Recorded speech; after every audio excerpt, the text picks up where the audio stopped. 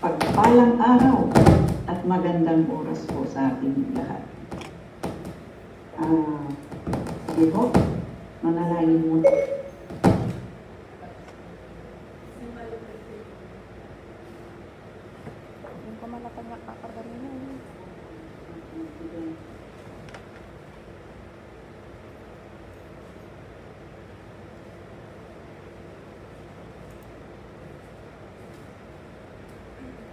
Langit, muli kami po'y nagpapasalamat sa oras na ito na pinagkaloob mo para kami po'y maupo at makinig sa iyong mga salita. Salamat kung paano mo tinipon ng mga tao from the northern, central, and southern of the Philippines para po kami makapakinig sa iyong salita na nakapagbibigay ng kalakasan, pag-asa at kasiyahan po sa aming buhay. Muli, Panginoon, dinadalangin namin ang Santong Espiritu na lagi sa amin, upon us and through us. Holy Spirit, ikaw na po ang be in control. Salamat, salamat o Diyos, salamat sa pagkakataon na to. Muli po na ang iyong tagapagsalita ay ikubli mo sa likuran ng cross sa bantay Calvary, at muli ang iyong tagapagsalita ay isambitin lamang ng iyong mga yung sambitin lang ng salita. Panginoon, inatas namin po itong oras na po. In Jesus' name. Amen po. Right? Paki-project na lang po ang Isaiah 43, chapter 43, verse 1 to 5.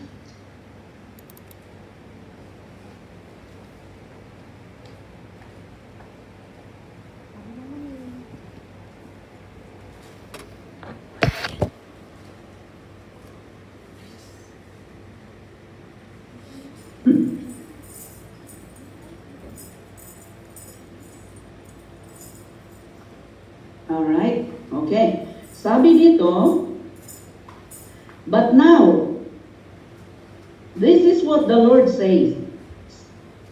He created you, O Jacob, He who formed you, Israel. Fear not, for I have redeemed you. I have summoned you by name. You are mine. When you pass through the waters, verse 2, when you pass through the water, will be with you. And when you pass through the rivers, they will not sweep over you. When you walk through the fire, you will not be burned. Will not be burned. The flames will not set you ablaze. For I am the Lord your God, the Holy One of Israel, your Savior. I give Egypt for your ransom, Cush and Seba in your stead. Since you are precious and honored in my sight, and because I love you, I will give men in exchange for you, and people in exchange for your life.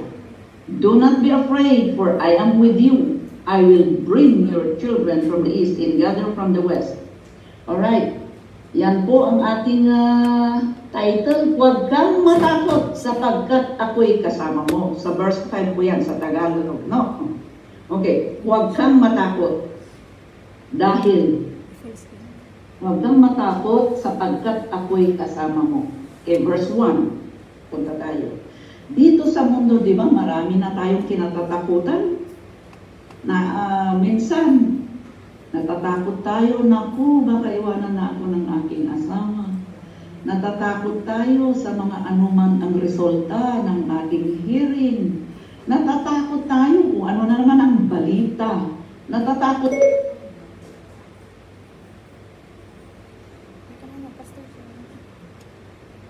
Ang daming mga naririnig natin, nakikita natin, na minsan tayo natatakot, di po ba?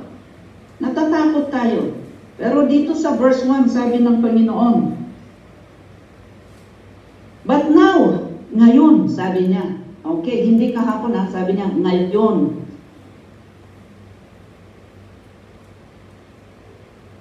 Alam ng Diyos, ng iniisip, at nararamdaman ng mga bawat isa ngayon, ang pusong napapagal, yung kanta natin, na baka ang puso natin napapagal na po, ang kaisipan natin ay napapagod na rin po, nakakapagod na, nakakaano na.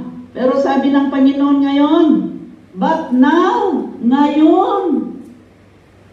ngayon, ito ang sinasabi ng Panginoon, makinig tayo, sabi niya, but now this is what the Lord, bakit walang ano dyan, dito sa akin, but now, listen, sabi niya, this is 1978 NIV version, yan, na-omit yung listen dyan, pero sa akin sabi niya, but now, ano ngayon, now, ano ngayon, makinig tayo, anong pakikinggan natin? Ang sabi ng Panginoon, wala man tayo sa Mount Sinai na ang Panginoon ay nakikipag-usap sa mga Israelitas noon sa Mount Sinai na sa pamamaraan ng lindol at kidlat at ano. Pero ngayon, yung salita ng Panginoon, siya na po ang nakikiusap, makinig ka na ngayon, now, but now listen, O Jacob, Israel whom I have chosen. This is what the Lord says. Anong sasabihin ng Panginoon ngayon? This is what the Lord says. Who made you. Siya ang gumawa sa atin. Ang Panginoon ang gumawa sa atin. Hindi tayo galing sa monkey, sa unggoy. Sabi niya, pakinggan mo. Ito ang sinasabi ko. Ako ang gumawa sa iyo. Diba? Ako ang gumawa. Ako ang who formed you. Diba? Sa Jeremiah chapter 1 verse 4 nga. The word of the Lord came to me saying, verse 5, before I formed you in the womb, I knew you. Kaya ang Panginoon ang lumikha sa atin. Siya ang gumawa sa atin. Hindi tayo. Jeremiah chapter 1 verse 4 and 5. Before I formed you in the womb, I knew you. Before you were born, I set you apart and I appointed you. Okay. So, sabi niya, this is what the Lord says. Na ako ang gumawa, ako ang who made you, ako ang who formed you in the womb, and who will help you at tutulong sa inyo. Napakagandang salita ng Panginoon ito. Dapat maniwala tayo sa Biblia. The Holy Bible is the Word of God, and it's the supernatural book. Natural plus super ay nagiging supernatural book ng Panginoon itong Biblia. Maniwala tayo dito sa sinasabi ng Panginoon. Makinig kayo. Ako ang gumawa, ako ang pumurma sa inyo, at ako ang tutulong sa inyo. Sabi niya, and will help you.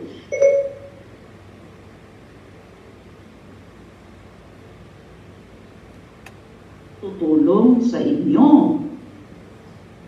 Amen. Alam mo ba, bago lang ito, in last 10 minutes, tumawag ang asawa ko.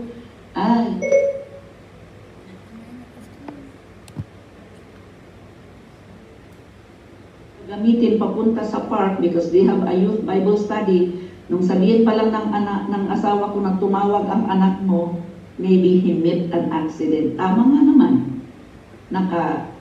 Forwarding, turning right, yung sasakyan na niya, hindi pa pala nag-move, nag-move na siya, medyo na-hit. But you know what? Nangyayari. But yan ang kagandahan. Pag kilala mo na ang Diyos, ano magagawa ko? Mag-move ba ako? Magagalit ba ako? Ika-cancel ko ba ang pag-preaching ko dahil naka-receive ako ng bad news? No! I was encouraged, I am encouraged sa salita rin ng Panginoon. Kaya bago ko ipipreach ito, natitisting na rin ako. Yan ang kagandahan.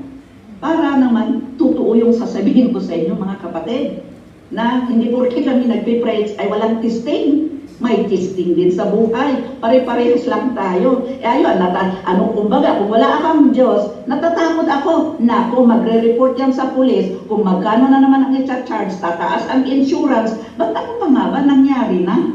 God is in control. God will help me. Yan ang sabi niya. God will help you.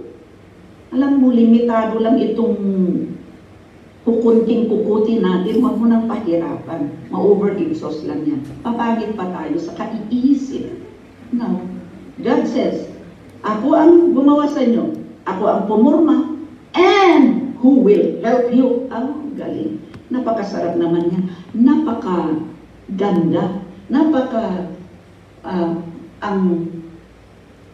Tayo ay lumalakas.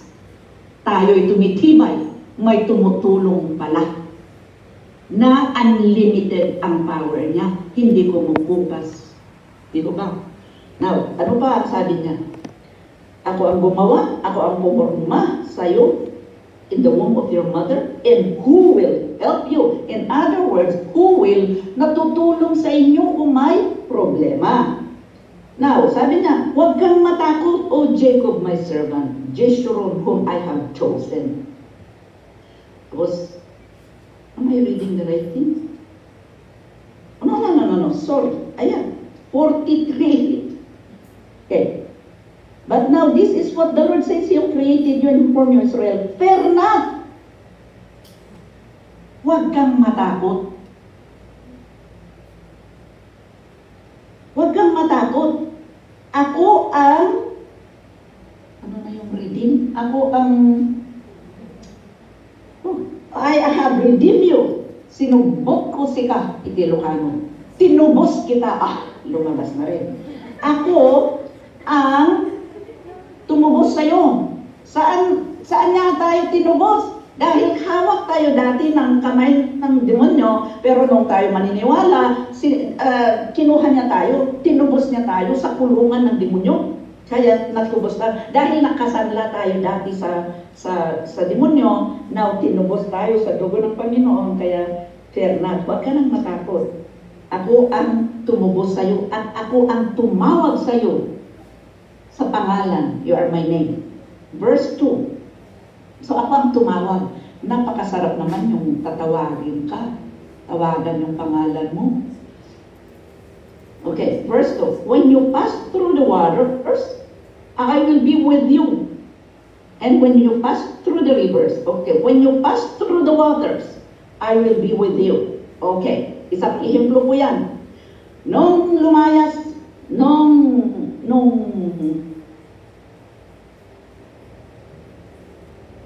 sinalbar ng Panginoon ng mga Israelitas sa Egypt, sila po, nung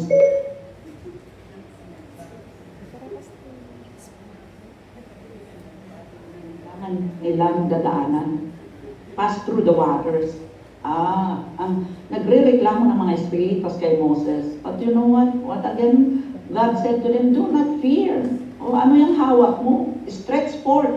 Ayan, naglakad ng mga tao na naglakad sila into a dry land through the Red Sea, dumaan sila.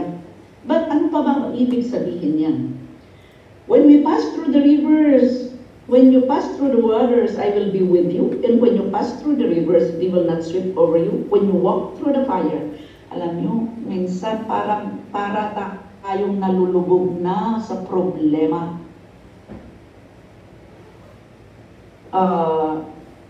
Kung baga ang problema na ay over the top na sa atin. We are covered. Natatakbo na tayo ng mga problema. When we pass through the waters, when we cross the waters, kung tayo dumadaan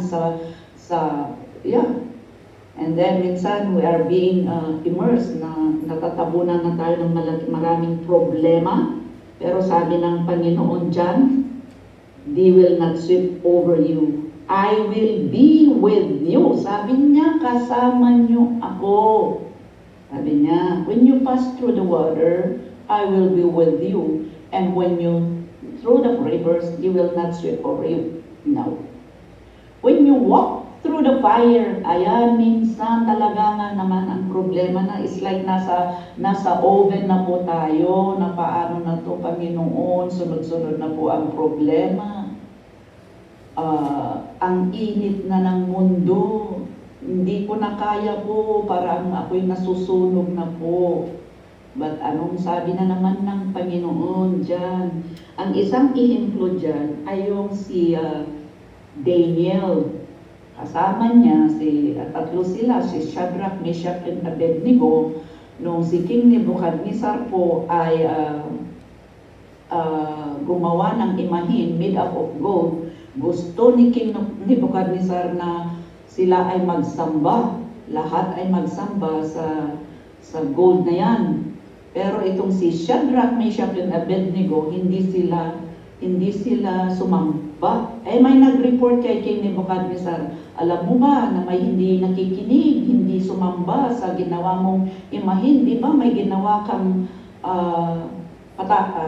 may ginawa kang batas na kung sino ang hindi sasamba sa ginawa mong gold na yan ay maitatapon sa furnace of fire. Itong si Shadrach, Meshach, and Abednego, kilala kasi nila ang Diyos. Sabi nila, we have only one God. And sabi nila, tapos nung nalaman ni King Nebuchadnezzar, bakit hindi kayo sumamba? Sumagot sila. Shadrach, Meshach, and Abednego replied to the king, we do not need.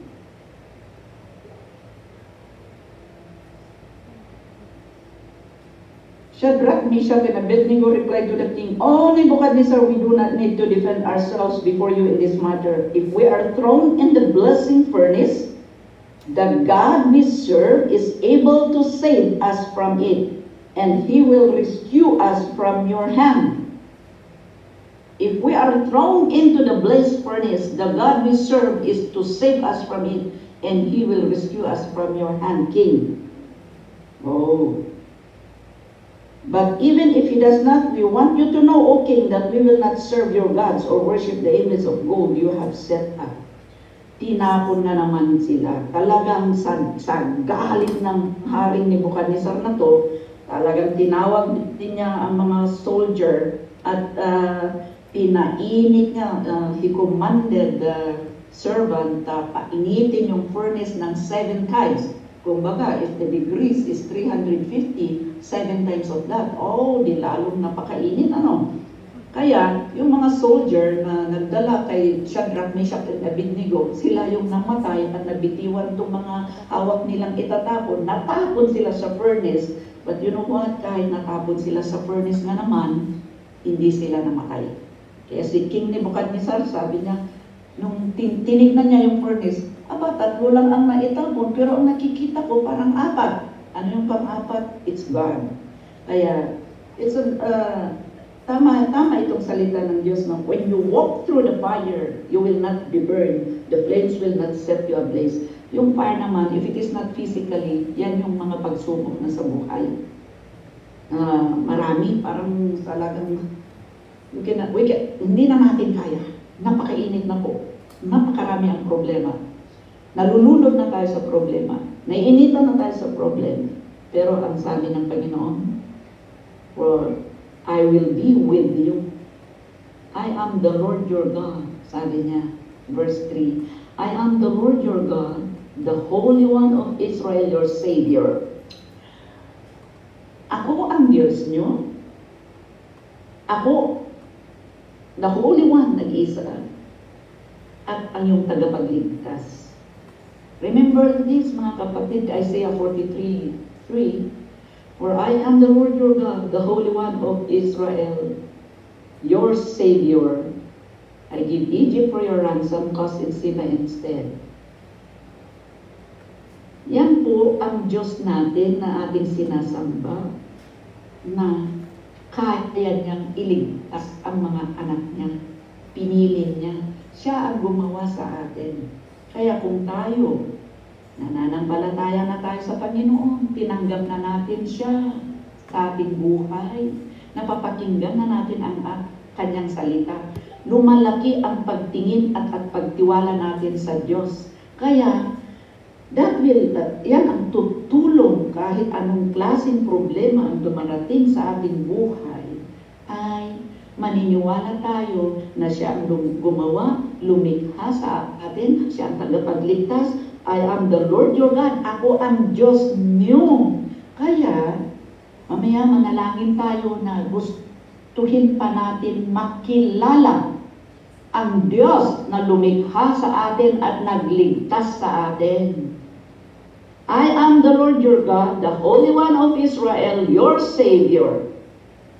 Verse 4, since you are precious and honored in my sight, and because I love you, I will give men in exchange for you and people in exchange for your life. Do not be afraid. Ang sarap ang salita ng Panginoon. Kung hindi pa natin napakinggan ito sa mga mahal natin sa buhay, minsan nga mag-asawa, minsan bihira yung nagsasabing, I love you. Pero ngayon, sabi niya kanina ng Panginoon, but now, ngayon, this is what the Lord says. Since you are precious, precious tayo sa mata ng Diyos. Imagine that. Maski minsan hindi natin binibigyan ng pansin ang Panginoon, sasabihin pa rin sa atin ngayon, you are precious. Napakahalaga mo sa akin, sabi ng Panginoon. Napakahalaga niyo sa akin. Ayaw ko kayong mawala. Gustuhin ko kayo lahat ay babalik sa akin. Sabi sa Peter yan, God doesn't want anyone to be perished, but everyone come to repentance. Ayaw niya ng bawat isa sa atin ay mapunta sa impyerno. Gusto niya ay sa heaven, sa paradise, to be with Him forever. You are precious and honored in my sight. Hallelujah. Diba? Ang sarap naman pakinggan yan. Panginoon na po nagsasabi yan. So, because the Word of God is written by the people that God has chosen, inspired by the Holy Spirit. Kaya pag binabasa natin ngayon, sinasabi natin ngayon, as if God is the one speaking. Do not be, since you are precious and honored in my sight, and because I love you, at iniibig ko kayo. Hallelujah! Huwag tayong magdadalawang isip kung walang nagmamahal sa atin. Kung walang nagmamahal sa atin, ang Panginoon nagsasabi, you are precious and honored in my sight, and because I love you. Iniibig kita. At dahil iniibig kita, sabi niya nga rin dyan sa verse 5, do not be afraid. Huwag kang matakot. Sapagkat ako'y kasama mo. Hallelujah. Huwag tayong matakot. Let's come to, itong salita ng Panginoon ay tumimo sa ating isip at puso na napakagandang inspirasyon, napakatamis naman tanggapin. Huwag kang matakot sapagkat kasama mo ako.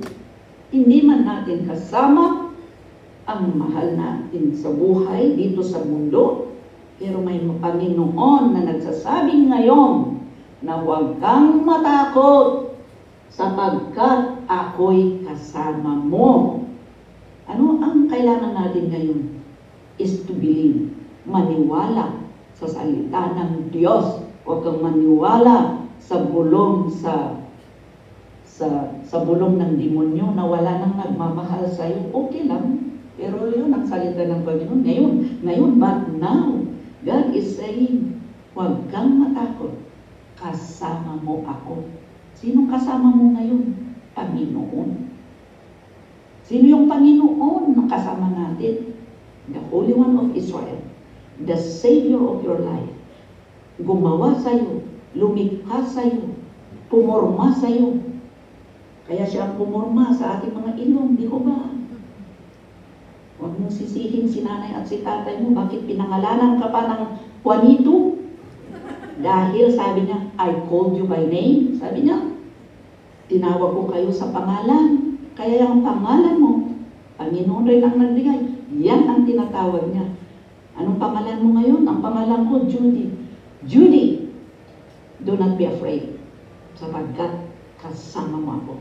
Individually po tumatawag ang Panginoon. Individually, collectively tumatawag ang Panginoon. Sabi niya, huwag kang matakot, sapagkat kasama mo ako. Amen po ba? Kasama mo ako. Ngayon, sabi ko kanina, sa atin na tumanggap na kay Kristo, hanggang hindi lang doon po, kilalanin pa natin kung sino yung tinanggap mo, tinanggap natin na tagapagligtas. Hindi lang doon. Tinanggap natin na nagbibigay din siya ng kapayapaan. Nagbibigay din siya ng kalakasan. Nagbibigay ng pag-asa. Now, sa mga hindi pa tumanggap sa sinasabi nating Panginoon, si Jesus ay pinadala ng Panginoon. John 3:16, for God so loved the world that He gave, He sent His only begotten Son, na kung sino man ang maniniwala sa Kanya ay magkakaroon ng buhay na walang hanggan. Kaya mga kapatid, kung hindi pa natin tinanggap itong si Jesus, the Son of God, tanggapin natin, wala namang mawawala po sa atin. Noon din, nung bago ko, ano kaya sinasabi nilang tanggapin? Eh di sumunod lang ako sa simple prayer na sabi nila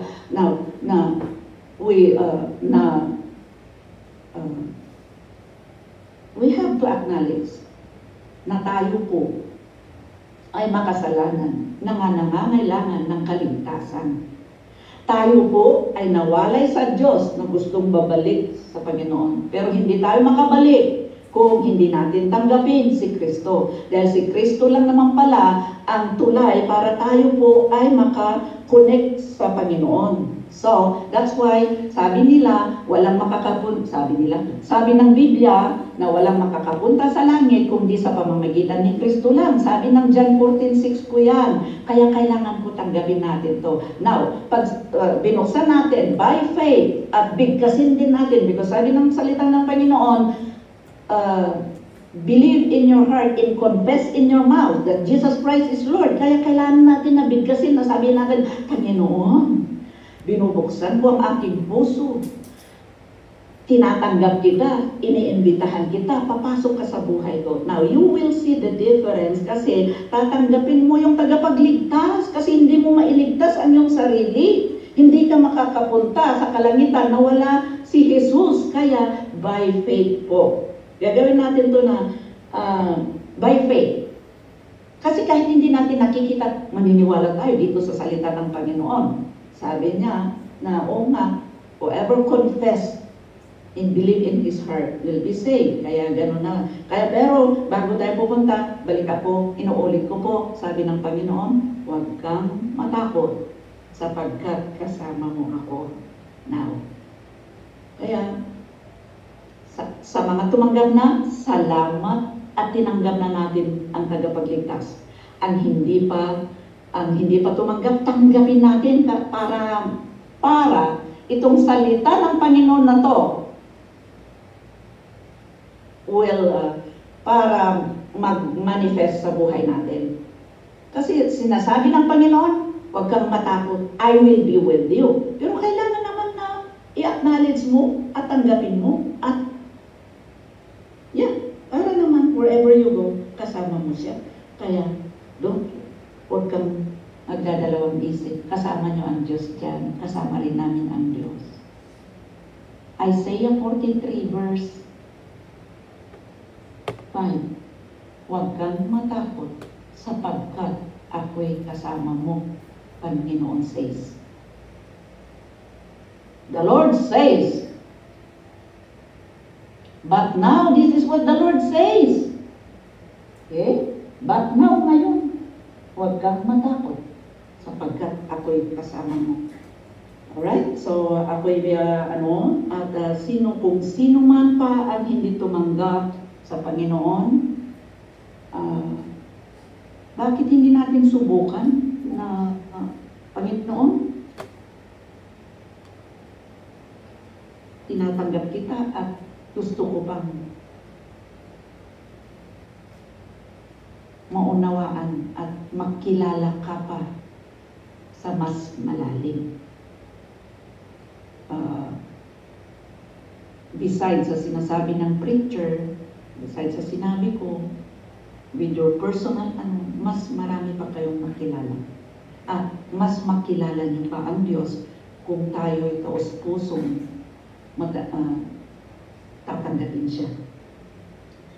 Kaya sa bago tayo magwakas,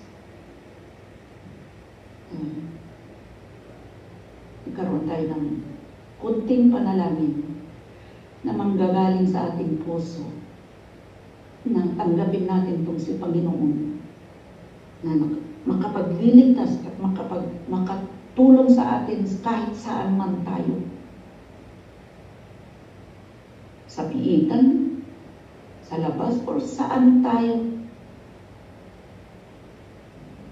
Siya lang po ang makakatulong na sa atin. Sabi ko kanina, 5 minutes before I will pray, at 10 minutes, I received a call. My son got an accident.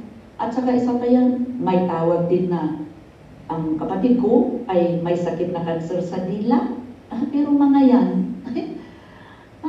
limited lang po tayo. Kaya kailangan natin itong Diyos na to na nagsasabing huwag kang matakot.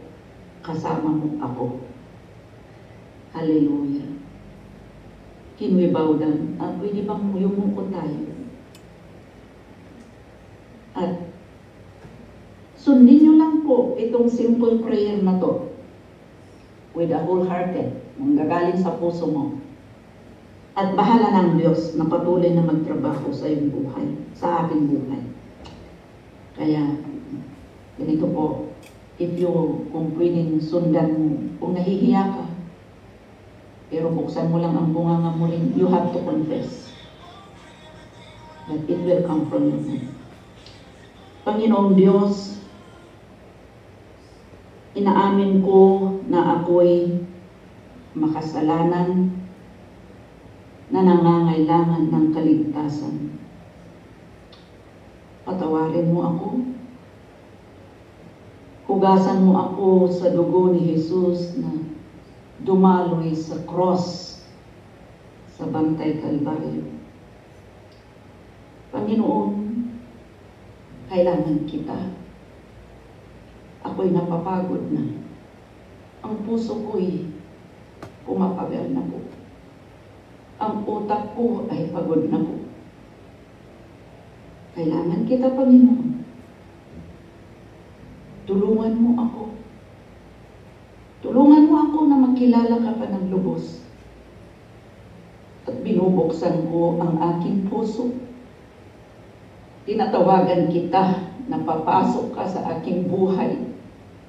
At magiging Diyos sa aking kaisipan at sa aking kaluluwa.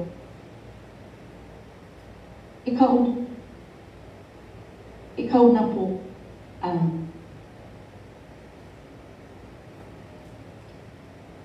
mag-control sa aking buhay. Hindi ko na kaya, Panginoon. Kailangan kita. Baguhin mo ako. Iligtas mo ako sa kapahamakan. At gusto kong maramdaman din, Panginoon, batay sa iyong salita, na sabi mo, huwag akong matakot sapagkat kasama kita. Salamat, O Diyos, sa aking kaligtasan. Salamat din, O Diyos, pakisulat din po ang pangalan ko sa libro ng buhay. Buhay na libro. Salamat, O Diyos. At ito po ang aking samot dalangin sa tanging pangalan ng iyong anak, bugtong na anak na si Jesus. Amen.